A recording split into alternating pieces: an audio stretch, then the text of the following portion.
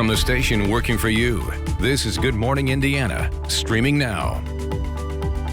Good morning to you and welcome to Good Morning Indiana. I'm Lauren Casey. And I'm Megan Shen. It's 5 o'clock here on your Tuesday morning.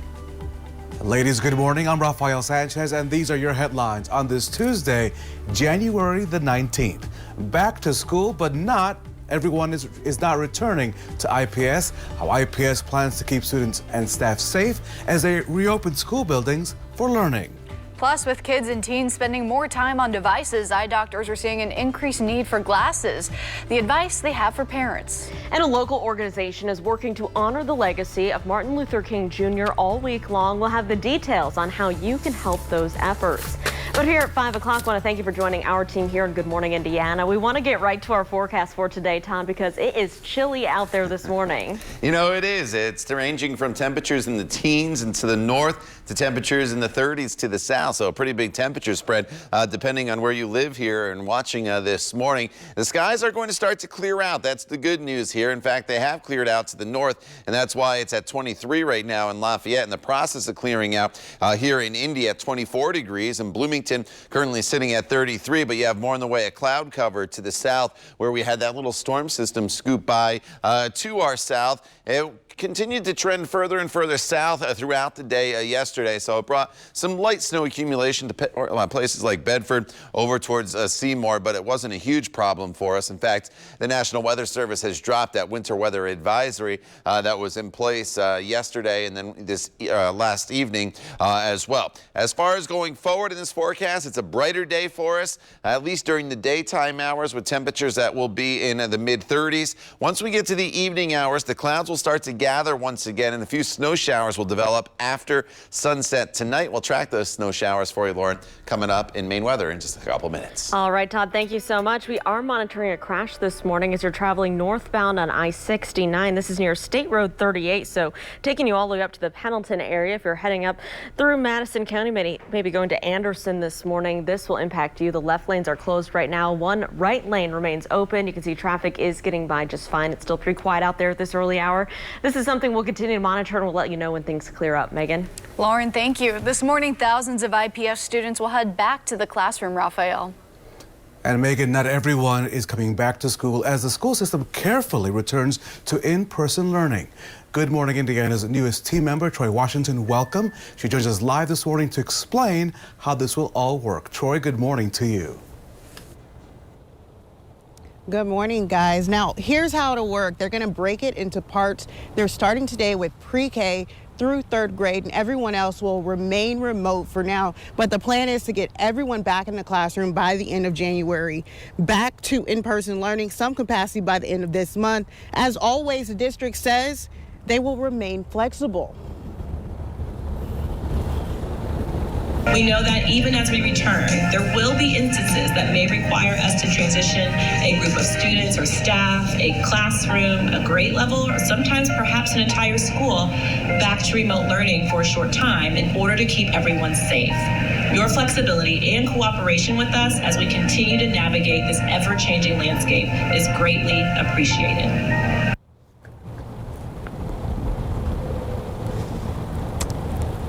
Now, the plan is if a family feels more comfortable remaining with remote learning, they will have that option. However, the school district is keeping in touch with the health department to make sure everything goes really smoothly as they get ready to go back to in-person learning. Reporting live downtown, I'm Troy Washington, WRTV. And Troy, thank you so much. Wishing the best to all those students today. And also heading back into the classroom are students in the Hamilton Southeastern School District up in the Fishers area. Starting today, students pre-K through 6th grade will be 100% in person. Students in grades 7 through 12 will be on a hybrid model. A virtual only option will also be offered for students who wish to continue e-learning through the end of the 2021 school year. The district will also begin holding e-learning Fridays. All students will be able to access their teachers' plans and assignments through Canvas. Raphael? Lauren, we continue to cover education this morning here on Good Morning Indiana because, you see, eye doctors are seeing more school-age kids dealing with nearsightedness. WRTV's Kelsey Anderson joins us this morning to explain what's behind this increase and what parents can do to protect their children's eyesight. Between cell phones, video games, iPads, and now virtual learning, experts say that children have the visual jobs of computer programmers and are now seeing the need for glasses a lot sooner. Dr. Catherine Schutz has been an optometrist for 21 years. She specializes in pediatric eye care. She says for the last several years, they have been dealing with the pandemic all their own. Children have been needing glasses at a higher rate over the last several years, mainly due to screen time. And now with virtual learning, it's increasing even more. But she says there are two things you can do to help strengthen your child's eyesight. If kids are outdoors 2 hours a day, it prevents the genetic component of two nearsighted parents. So we know that kids who have two parents who, are wearing glasses for nearsightedness, they have like a 70% chance of becoming nearsighted. But if they're outdoors, you can lower that to almost nothing, which is impressive. So that's the first thing. And then the second thing is just taking breaks. And so our rule is the 20-20 rule. Every 20 minutes, look at something 20 feet away for a minute or two. That's ideal. It's not an easy habit to get into, but it is very, very helpful in terms of reducing strain and just really flexing the visual system so that it's not looking, a screen right in front of you all day, every day. She says she recommends parents bring their kids in for a baseline eye exam by age 5. Now, as far as blue light blocker glasses go, Dr. Schutz says she does recommend them to protect the eye, almost like a sunscreen, and to level out those melatonin levels. But she does say that these will not help in the progression of a child's eyesight. Working for you, Kelsey Anderson, WRTV. Helpful information. Thank you, Kelsey. Turning now to the latest data from the State Department of Health. State health officials report more than 2,500 new cases of COVID-19. That's a drop from 680 cases from the previous day, and the lowest numbers we've seen since last Sunday. Since March, 592,709 Hoosiers have tested positive for COVID-19. Health officials also report an additional 30 COVID-related deaths. So far this month, 806 Hoosiers have died with the virus. To date, 8,966 Hoosiers have died with COVID-19. And we continue to keep a close eye on our hospital resources. Hospitalizations have trended down since peaking at 3,460 patients at the end of November. Currently, 2,386 Hoosiers are hospitalized with COVID across the state. And this morning, nearly 30% of ICU beds are available and about 74% of ventilators are available. Raphael. Good morning to Muncie, Greenwood, and Danville. This morning, we are learning more information about what led to gunfire inside the Circle Center Mall in Indianapolis, this occurring on Monday afternoon. Officers say it happened during a disturbance between two customers. At some point during the argument, a shot was fired. We're told that no one was hurt. No word on any arrest this morning. The incident remains under investigation. Lauren? And Raphael, today, Indianapolis leaders will talk about violence prevention efforts here in our city. Sadly, 2021 has picked up right where 2020 left off when it comes to deadly violence. Indianapolis has recorded about a dozen homicides this past month, and last Tuesday, at least 5 people were killed in a span of only 4 hours. A virtual news conference on this issue is scheduled to happen at 10 o'clock this morning. We'll bring you the latest updates on how the city plans to address the issue on the news at noon and also on the WRTV mobile app.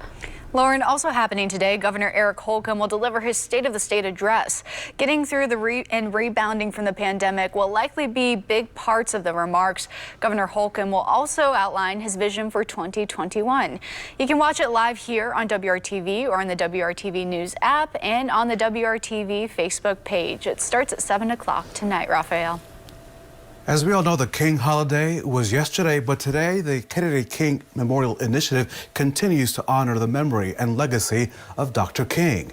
The organization is working to collect money and supplies, all to support in-person school preparedness kits. Those kits will include masks and hand sanitizers, water bottles, and other supplies. They will be given to students in IPS and Indianapolis charter schools. IU Health, the Indianapolis Colts, and IUPUI are also part of this key campaign. You can make a donation online for this campaign all the way through tomorrow. Just go to the website on your screen, KennedyKingIndy.org. On this Tuesday, Todd Clausen stepped outside of my home here in Franklin. Did not feel as cold as yesterday, not as windy. Yeah, you know, the wind is, as I always say, the ultimate equalizer. When you have the temperature, say 32 degrees and it's windy, obviously it's going to feel a lot worse than 32 and no wind out there. So outside right now, we don't have much in the way of wind and we don't have a whole lot in the way of snow. We had some flurries that were out there earlier this morning, and we had some light snow in Bedford, where Lauren mentioned earlier there's a 2-hour school delay, so make sure you check on that. But that snow is now pushed down to the south. It's going to be a non-player for us for the rest of the morning and into the afternoon hours. And so as the kids head off to the bus stop, we're looking at quiet conditions for them. We're looking at temperatures that are going to range from the teens to the north to 30s to the south. So we'll kind of split the difference and say mid-20s across most of the area, with skies that are in the process of clearing out, and then plenty of sunshine as the kids come home from school. It's still a little on the cool side, though, with high temperatures that will be in the mid-30s. All right, Todd, thank you. So after a jarring incident on board a United Airlines flight, many passengers began calling for protections. Straight ahead, the new rules airlines must follow to protect you when you fly. And Indiana will be represented in tomorrow's presidential inauguration parade. Up next, the history behind Culver Academy's long-standing participation and how things will look different this year. Stick with us. That's right after the break.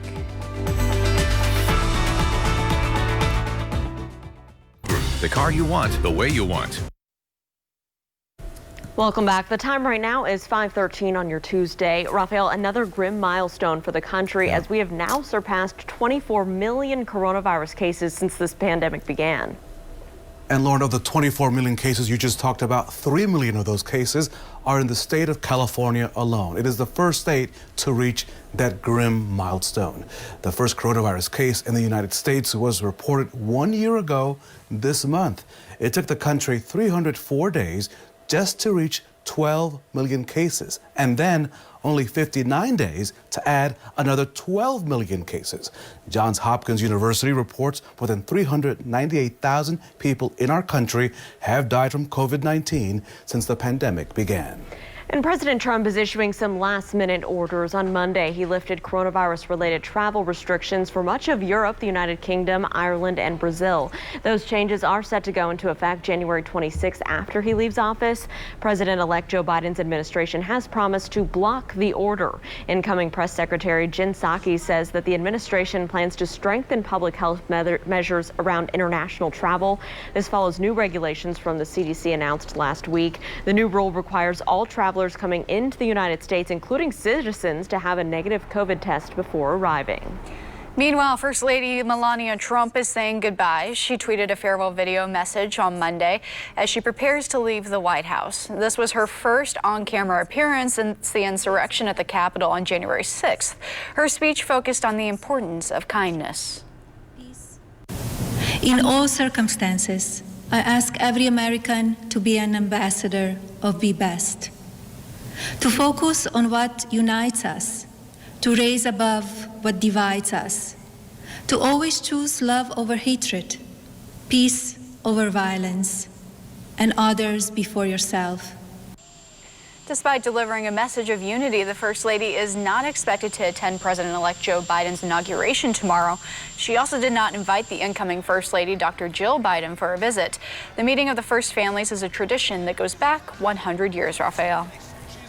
Indiana will be represented in a virtual parade that will be part of tomorrow's inaugural events in the nation's capital. The horse teams from Culver Academies will be part of the Parade Across America event. Culver submitted a video of the 48 troopers and 22 equestrians in the parade formation last week and were notified on Monday that they made the cut. Go Culver! The parade will feature entries from all 50 states plus several territories and the District of Columbia. This will be Culver Academy's 18th appearance in the inauguration parade. The first was dating back all the way, Lauren, to 1913. A great tradition there. Congratulations to the kids there at Culver. Well, nearly 4 years ago, a doctor was violently removed from that United Airlines flight when he refused to give up his seat. You probably remember that viral video, and the incident sparked calls for change. And so last week, the Department of Transportation issued new passenger protection rules. Now airlines are not allowed to involuntarily bump passengers who have already boarded boarded the plane. Also, passengers must be offered more money to change their flight. Depending on the delay time, fees start at nearly $800 and there's no cap. The new rule also makes requirements to notify passengers about oversold flights more clear. The changes take effect in April. At 5:17 back here at home, we got to get a check of our forecast, Todd. And Lauren, it's a pretty quiet forecast for us actually during the daytime hours today. One little speed bump here this evening and then pretty much clear sailing as we head towards the weekend. So let's break down today's headlines for you. This morning, the skies are in the process of starting to clear out across the area. We had some clouds, we had some snow showers. This afternoon, we're looking at partly cloudy skies, a good amount of sunshine. And then this evening, some snow showers are going to come back into the forecast. Yesterday, they were in southern locations. Today, they're going to be in northern locations, and temperatures, they are going to be averaging fairly close to normal. Here's the view right now from downtown off to the west, and you can't really see a whole lot with it being dark out there, but you notice visibility is not an issue. Where the skies cleared a little bit earlier, it's colder, 19 right now in Peru, 24 in Indianapolis, where the skies are in the process of clearing out. And then with a little more in the way of cloud cover that lingered this morning in southern location, Bloomington, Bedford, temperatures hovering right around the freezing mark. We'll continue to see our temperatures go down a few more degrees here this morning with the skies that are still clearing out. And then once the sun comes up, you'll notice the temperatures, they'll start to moderate. We're back up into the mid-20s as we head into the late morning hours. So it's definitely going to be a chilly day for you. You're going to have to bundle up if you're going to be out and about.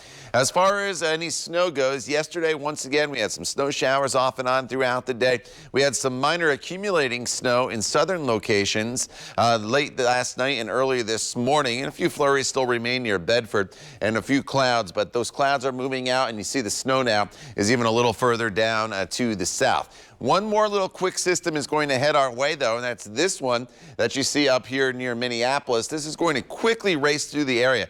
A clipper system. It's a very quick moving system. Doesn't have a whole lot of moisture with it. But you notice on TrueCast here by 6 p.m. some snow showers starting to re-enter the forecast in northern locations. And then throughout the evening hours here to the north, there will be the potential to slicken up the roadways a little bit. Definitely reduced visibility as some of these snow showers come through. Again, this is 10 o'clock in the evening. The snow showers continue into the overnight hours as well. Generally an inch or less of accumulation just north there in northern locations. To the south, you should be just fine. Highs today to the north, right around the freezing mark, a degree or two above. Mid-30s here in the metro area, and then in southern locations, temperatures a little bit warmer today, topping off in the low 40s.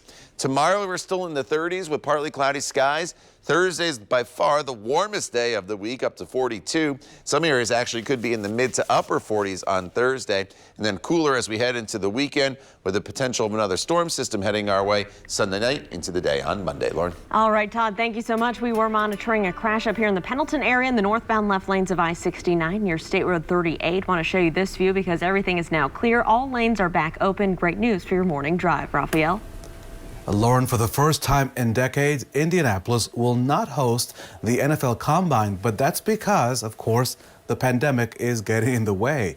The event has been held in the Circle City since 1987, is now going virtual.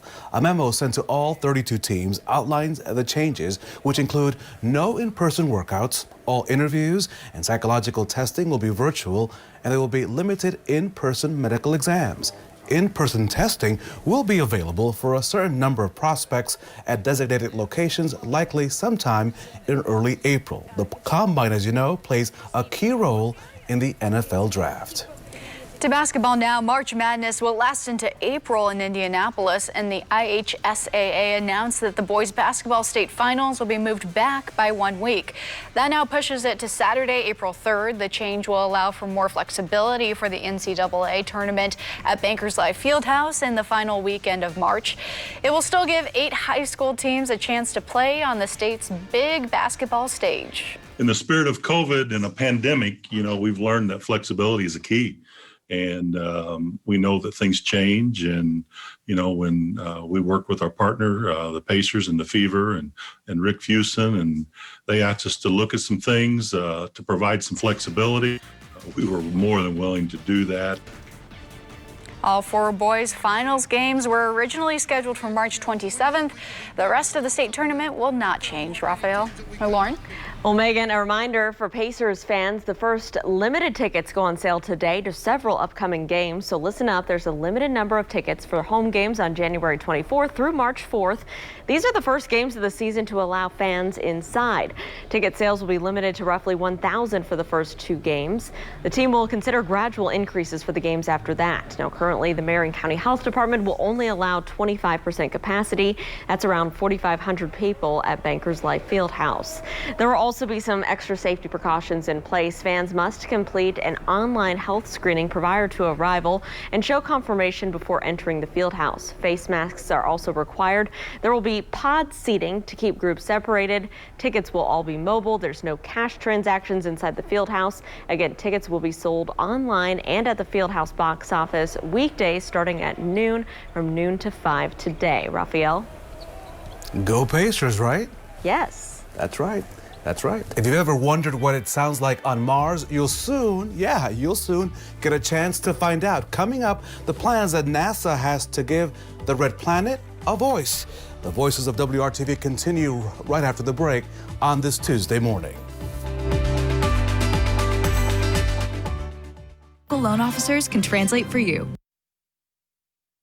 Welcome back to Good Morning Indiana on this Tuesday. It is 5:25 and here is a look right now from our tower camera in the downtown area where traffic is traveling up to speed. No weather conditions here, but we do want to let you know that we have one school delay. This is down in the Bedford area. North Lawrence Community Schools, you guys are on a 2-hour delay today.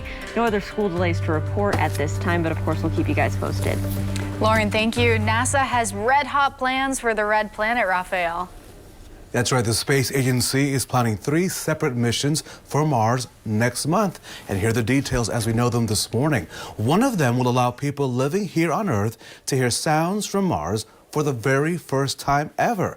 So you see, microphones riding on Mars's Perseverance rover will record those sounds. Scientists expect to hear ambient noises like the wind and the rover as it works. Should be very interesting as we get to hear from the red planet. Right now we're going to hear from Todd Clausen, who has a much closer forecast for those of us mere mortals here on Earth. Good morning, Todd. Yeah, you mentioned the wind, Raphael. It's not as windy this morning, which is always good news as you walk out the door and get your day going.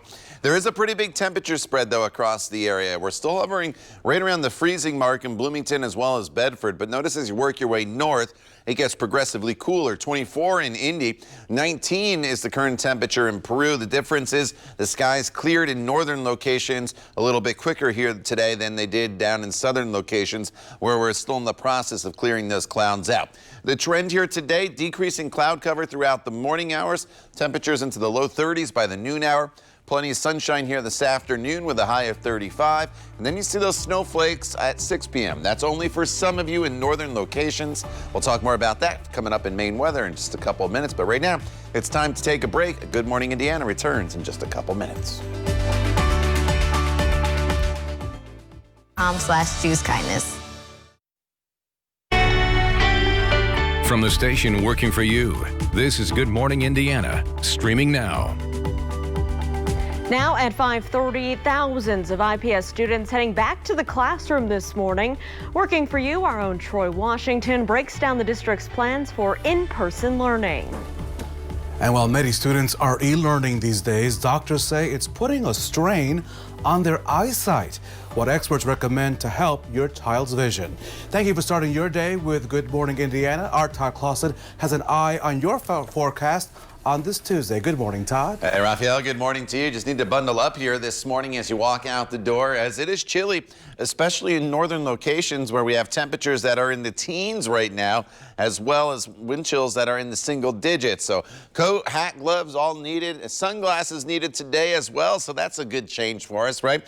As we had a pretty cloudy stretch of weather with these snow showers off and on the past couple days, we do get the sunshine back today. Here are those temperatures. 19 in Peru, 24 in Indy, 33 is the current temperature in Bloomington right now. We've cleared quicker with the clouds in northern locations. That's why it's a little bit cooler. We're still dealing with some cloud cover in southern locations, and that's where temperatures are running in the mid-30s. And you can see a few lingering snow showers here still near the Bedford and Seymour area. But overall, it's pretty quiet. Our next weather maker is this batch of snow, that's going to sneak into northern locations later on this evening. In between, though, plenty of sunshine works its way into the forecast. So we clear the skies out still this morning, and then plenty of sunshine with mostly sunny skies. 31 by the noon hour. Temperatures by the 4 p.m. hour, Lauren, will be topping off right around 35 degrees. All right, Todd, thank you so much. Let's take a look at your commute this morning. This is I-70 out near State Road 267. Traffic moving through Plainfield and on the west side of Indy, traveling smoothly, so no problems on I-70 if you're using that to get maybe into the downtown area. Of course, we'll continue to keep a close eye on your roads throughout your Tuesday. Let you know if there are any issues you need to avoid. Megan? Lauren, thank you. One of the largest public school systems in central Indiana is returning to in-person learning for the first time in a long time. Raphael? Yeah, IPS has been really cautious about reopening school buildings because of the pandemic. WRTV's Troy Washington joins us live with the plan to have some students and staff return to the classroom. Troy, good morning.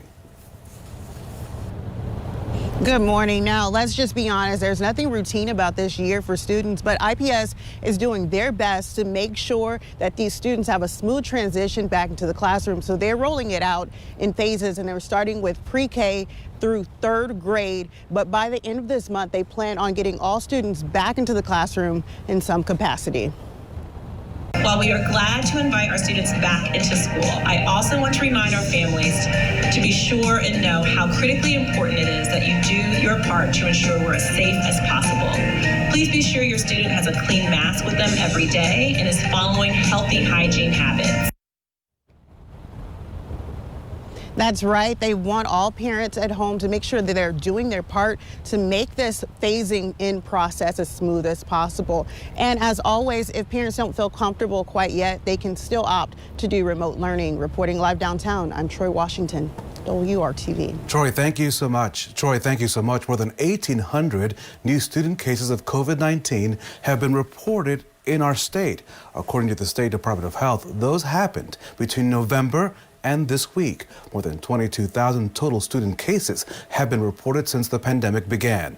High school age students account for most of those cases. 5,464 staff members have also had the virus. And here's a look at the latest statewide cases. More than 2,500 new cases were reported just yesterday, as well as 30 new deaths. Lauren? Raphael, it is 5:34. As we continue to navigate through the COVID-19 pandemic, optometrists have been dealing with a pandemic themselves for years now. WRTV's own Kelsey Anderson joins us now to explain how our devices are causing nearsightedness, especially for today's children, at a rapid rate.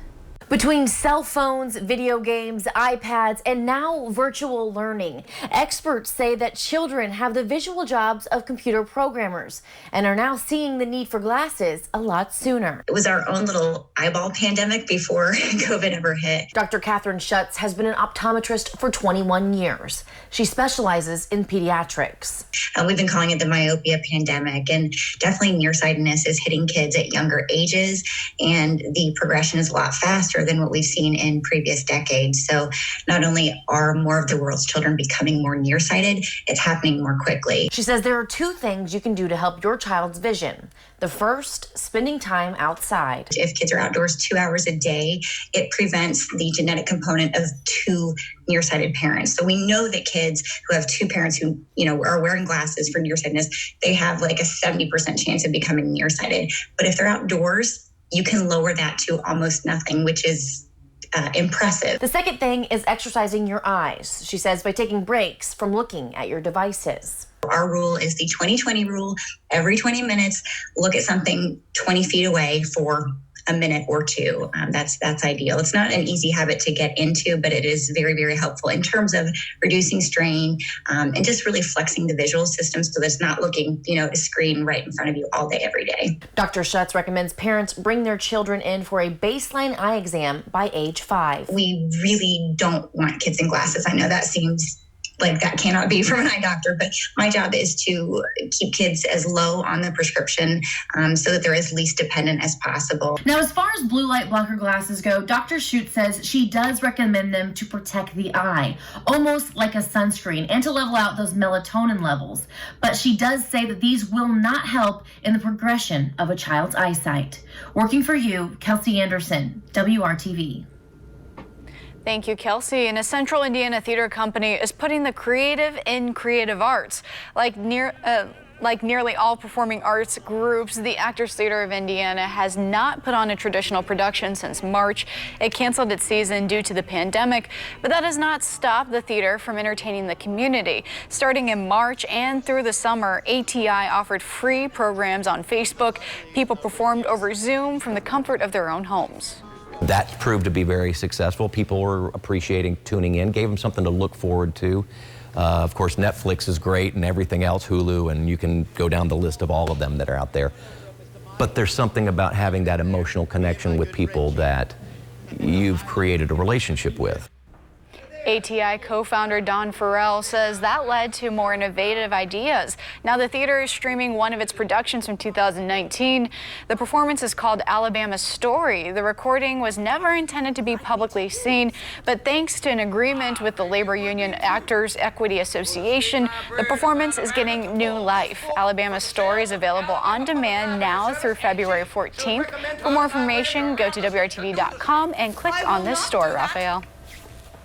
In Bloomington, there is opposition to new rules preventing the homeless from staying overnight in city parks. Let's take you to Monroe County today. Members of the Bloomington Homeless Coalition, they marched from Seminary Park on South Walnut Street to People's Park on Kirkwood Avenue. That's where a sit-in was held last night. Homeless advocates say they feel that the city officials are pushing the homeless away instead of giving them the help that they need. The city of Bloomington started enforcing curfews at parks last week after a homeless man died while staying in Seminary Park. And here in Marion County, the annual point-in-time homeless count continues this week. The count documents how many people stay in shelters, transitional housing, or on the streets in a single night. The information helps determine resources and funding for people experiencing homelessness. Service providers, lawmakers, and others also use the findings to help understand the root cause of homelessness and how to solve those issues. Lyndon Jackman says he ended up at a shelter after a friend he was staying with moved. I was staying in a tent. Thank God for the Homeless Initiative program. There's been a lot shut down, and you know, there's really nowhere to go. It's really important because it helps us with planning, solutions and interventions, and figuring out how to best target resources. So it is an important count, but I also want to reiterate, it's just one source of data. We are looking at data all year long with our partner agencies to really understand how homelessness is changing. The Coalition for Homelessness Intervention and Prevention conducts the count each year. Usually it happens in one night. This year will be done over 5 days due to pandemic safety changes. A full report of the findings will be released in the spring. Time now is 5:40. Let's get a look at the weather with Todd Clausen. Hey, Todd. All right, we had a few snow showers throughout the overnight hours in southern locations. Some of you went to bed with a winter weather advisory in place. That has now been dropped by the National Weather Service. That is the good news. The bulk of any accumulating snow is south of Bedford as well as Seymour, although there's a few lingering flurries here in the Bedford and Seymour area, but that's not going to cause any issues. The next weather maker is this one. That's a quick mover. Comes in here later on this afternoon and into the evening hours, but mainly just in northern locations with a little bit of light snow. Temperatures today range from 40 in Bloomington and Columbus to the upper 30s here in Kokomo. And our temperatures are going to be up and down here over the course of the next couple days. We'll shoot above normal into the 40s by Thursday, only to become back below normal by the time we get to the weekend. With that comes another storm system. We'll talk about that in your 7-day planning forecast in just a couple minutes. All right, Todd, thank you. New regulations are being put in place to protect plane passengers. Coming up, we'll explain the new rules when it comes to overbooked flights and baggage. Raphael. And at Indianapolis Park getting a major makeover. A look at the updated pool and the additional projects in the works. That story and much more when Good Morning Indiana continues right here on WRTV. Algens, an injection. It's 5:44 on your Tuesday. Welcome back to Good Morning Indiana. Here's a live look at your commute up on the northeast side of town, I-465 near East 82nd Street. Traffic here is traveling smoothly. As you can see, no problems to slow down your commute at this early hour. So, Raphael, this morning out in Washington, the Senate is set to return to work. They have a lot on their plate, including confirmation hearings to begin for President-elect Joe Biden's cabinet members. That includes Treasury Secretary nominee Janet Yellen. Yellen was the first woman to serve as chair of the Federal Reserve Board. In her testimony, she's expected to call on Congress to do more to fight a deep pandemic-induced recession.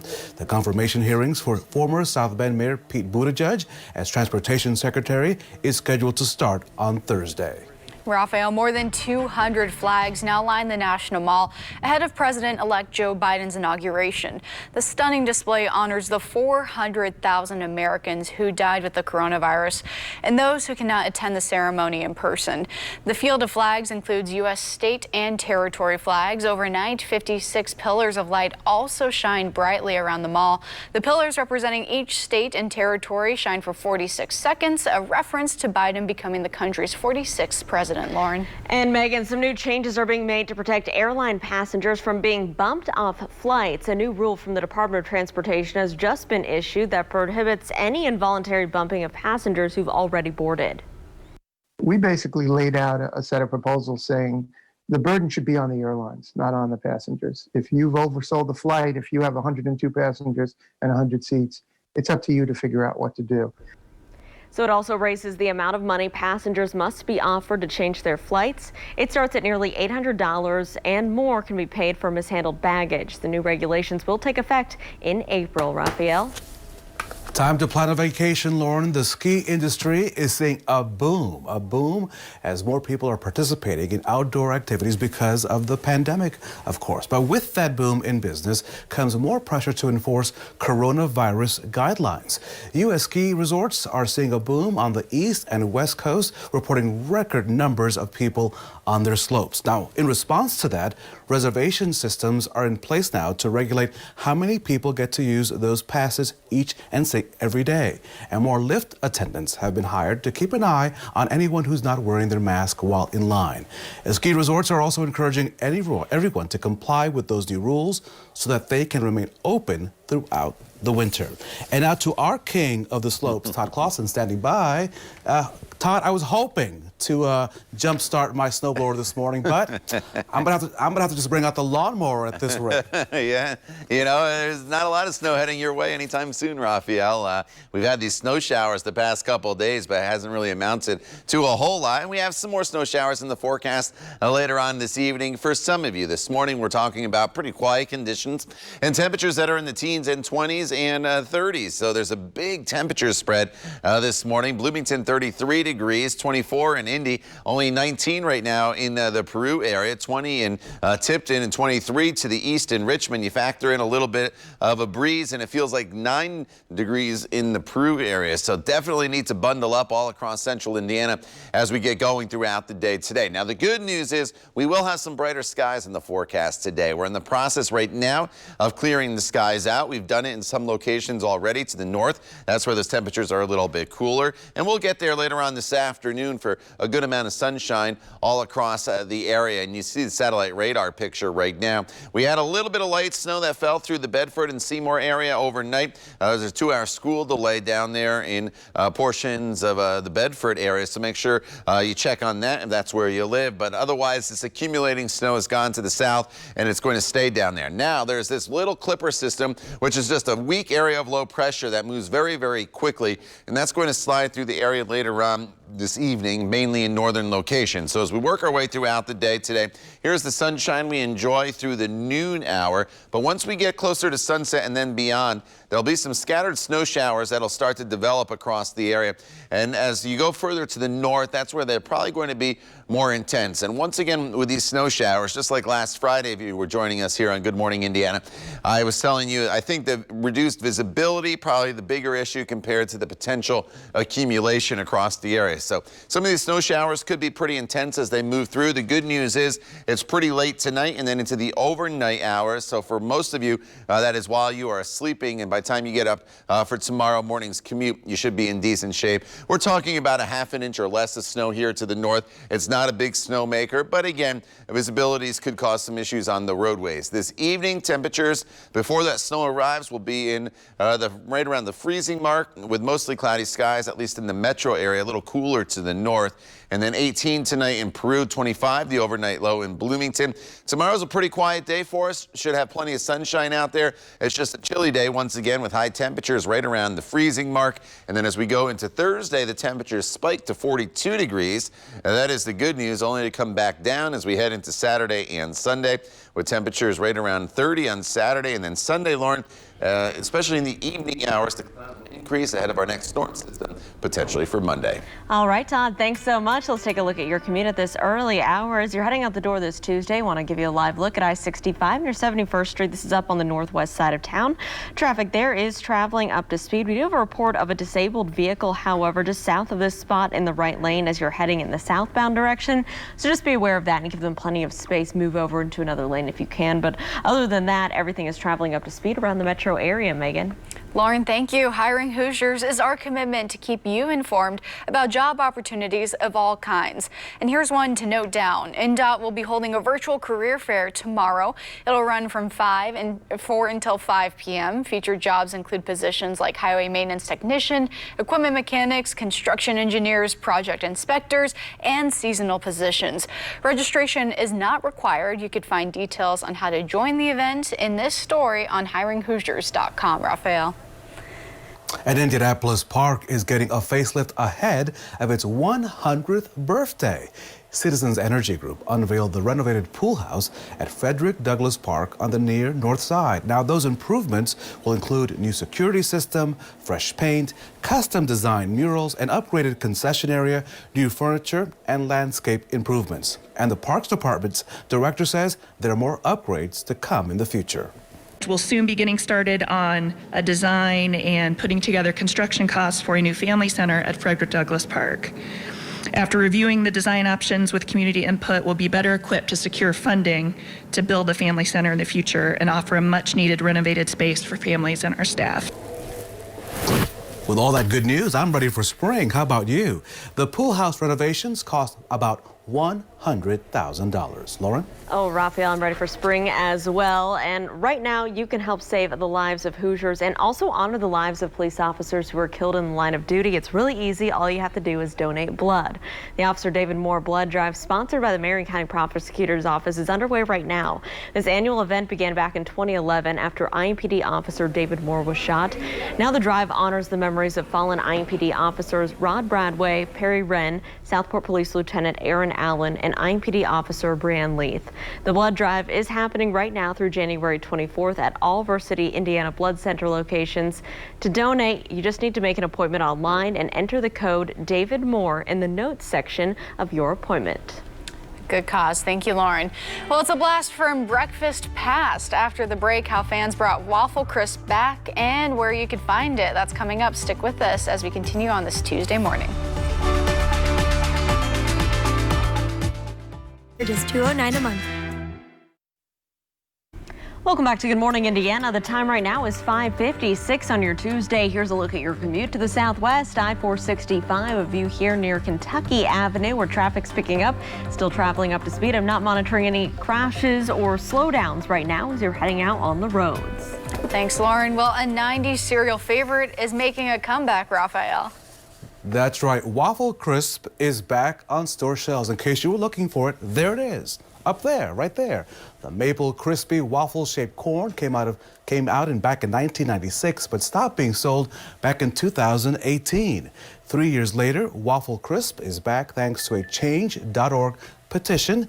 You can find Waffle Crisp at select Walmart stores. And for me, Todd, back in the day and even today, it was the cereal with the best toy that would always get my attention. So That's how I eat cereal. Right? You remember What's in that? the box? You go fishing through the Cheerios at the Captain Crunch to find the little plastic toy That's in right. there, and then you'd pull it out, That's and right. you're highly disappointed with what it was. That's right. Right? Or the little sticker, tattoo stickers.